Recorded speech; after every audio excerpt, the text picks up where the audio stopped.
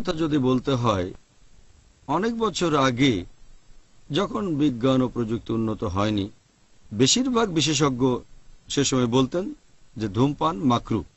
একটা হাদিসের উপর ভিত্তি করে বলা, এটা আছে সহিহ বুখারীতে, খণ্ড নম্বর 1, বুক অব আজান, হাদিস নম্বর 855।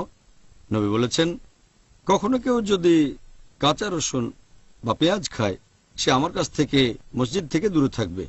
নবী বলেছিলেন, পেঁয়াজ বা রসুন খাওয়ার পরে মসজিদে এসো না, কারণ বাজে গন্ধ বের হয় তা থেকে।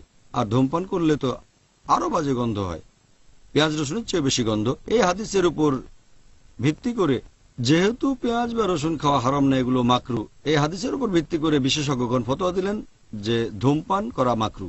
কিন্তু এখন বিজ্ঞান অনেক উন্নত হয়েছে, আমরা এখন জানতে পেরেছি যে ধূমপান জিনিসটা আসলে এক ধরনের স্লো পয়জনিং। তামাক আপনি যেভাবে নেন না কেন, ধূমপানের মাধ্যমে, সিগারেট অথবা বিড়ি বা হুক্কা খেলেন কিংবা তামাক চিবোলেন, এই তামাকের মধ্যে আছে নিকোটিন আর টার।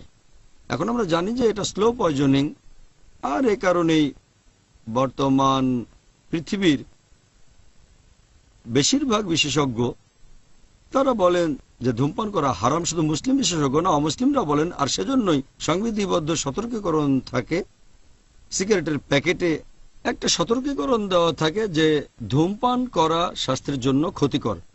আবার অনেক দেশে লেখা থাকে যে ডাক্তারের সতর্কবাণী অথবা সার্জনের সতর্কবাণী, ধূমপান স্বাস্থ্যের জন্য ক্ষতিকর। আর সিগারেটের অ্যাড খবরের কাগজে বা কোনো ম্যাগাজিনে থাকুক, বাধ্যতামূলকভাবে এই সতর্কবাণীটা দিতে হবে, ধূমপান স্বাস্থ্যের জন্য ক্ষতিকর। শুধুমাত্র মুসলিমরা নয়, এমনকি অমুসলিমরাও এই ব্যাপারে একমত যে ধূমপান আসলে স্লো পয়জনিং।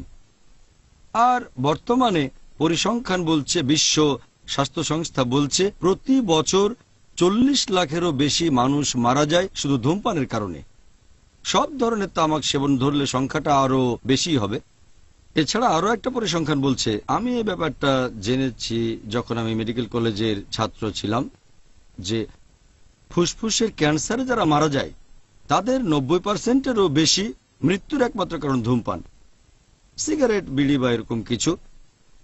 কার্ডিওভাস্কুলার ডিজিজের 25%-এরও বেশি ক্ষেত্রে কারণটা শুধু ধূমপান।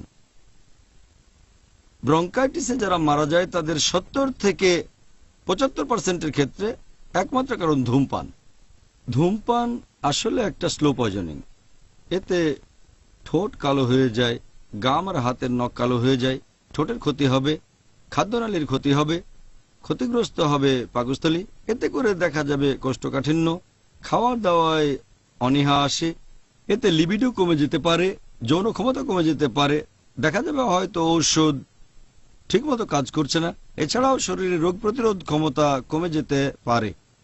এটার উপরে একটা লেকচার দেয়া যায় যে ধূমপান কেন হারাম। আমার একটা লেকচার, ডায়েট ইন ইসলাম, সেখানে এ ব্যাপারে বিস্তারিত বলেছি, এখানে বলার সময় নেই।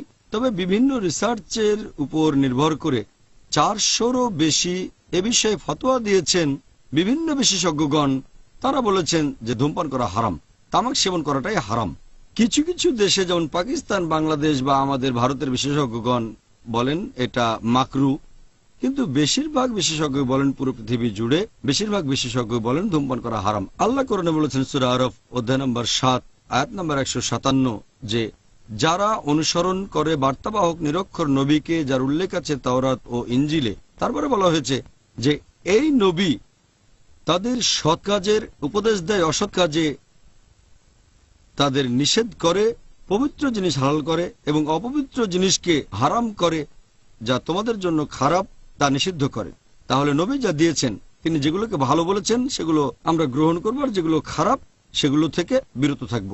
এটাই হচ্ছে আইন। আর আল্লাহ পবিত্র কোরআনে বলেছেন সূরা বাকারা অধ্যায় নম্বর 2 আয়াত নম্বর 195, তোমরা নিজের হাতে নিজেদের ধ্বংসে নিক্ষেপ করো না, তার মানে নিজেকে মেরে ফেলো না।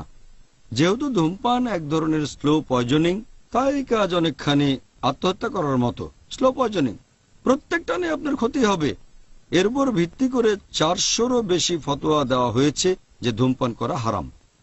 আর এছাড়াও পবিত্র কোরআন আরো বলছে, আল্লাহ তাআলা বলেছেন পবিত্র কোরআনে সূরা আরফ অধ্যায় নম্বর 7 আয়াত নম্বর 31, পানাহার করো কিন্তু অপচয় করবে না। পবিত্র কোরআনে সূরা ইসরা অধ্যায় নম্বর 17 আয়াত 26 ও 27, যে তোমরা অপচয় করো না, বাজে খরচ করো না। যারা অপচয় করে তারা তো শয়তানের ভাই, তারা ইবলিশের ভাই। আমরা সবাই জানি ধূমপান করা আসলে অপচয় ছাড়ার কিছুই নয়। ব্যাপারটা অনেকটা এরকম যে টাকার একটা নোট নিয়ে অথবা সবুজ রঙের ডলার বা পাউন্ড নিয়ে তারপর সেটাতে আগুন ধরিয়ে দিলেন। যখন ধূমপান করেন তখন সিগারেটে আগুন ধরান, এটা আসলে টাকা পুড়িয়ে ফেলা, হোক সেটা রুপি বা টাকা বা ডলার বা পাউন্ড অথবা রিয়াল। এটা অপচয় ছাড়া কিছুই না, আর ইসলামে হারাম। আর আমি কারণও দেখাতে পারি কেন এটা হারাম। যখন ধূমপান করেন তখন তাতে পাশের লোকের আরো বেশি ক্ষতি হয়, অন্যের ক্ষতি তো করতে পারেন না। আর ধূমপান করলে যখন ধোঁয়াটা বাইরে ছাড়েন তাতে পাশের লোকের বেশি ক্ষতি হয়। প্যাসিভ স্মোকিং অ্যাক্টিভ স্মোকিং এর চেয়ে বেশি ক্ষতিকর। যদি কেউ সিগারেট খেয়ে ধোঁয়া ছাড়ে, তার পাশে যে থাকে তার শরীরেও ধোঁয়া চলে যায়, এতে করে ধূমপানের চেয়ে সেই লোকের বেশি ক্ষতি হয়। সেজন্য বিভিন্ন দেশে যেমন সিঙ্গাপুরে জনসমুখে সিগারেট খাওয়াটা নিষিদ্ধ। নিজের ঘরে বসে খেতে পারেন, তবে বাইরে গেলে পাবলিক প্লেসে সিগারেট খাওয়া নিষিদ্ধ।